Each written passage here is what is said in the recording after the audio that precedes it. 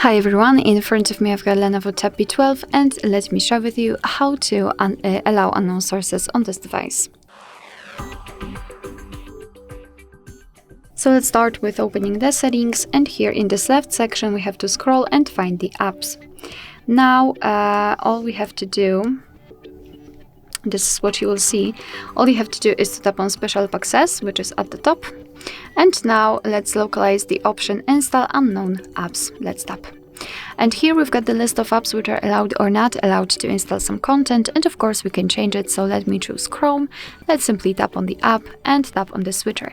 After getting back, you can see that the Chrome is right now allowed to install some content.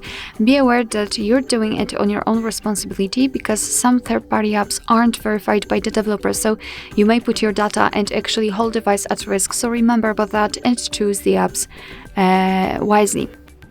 Of course, it works the same with all other apps, and you can always remove previously granted permissions just by tapping on this specific app and tapping on the switcher. And after getting back, you can see that the Chrome is not allowed to install anything. Alright, so that will be all. Thank you so much for watching. I hope that this video was helpful, and if it was, please hit the subscribe button and leave the thumbs up.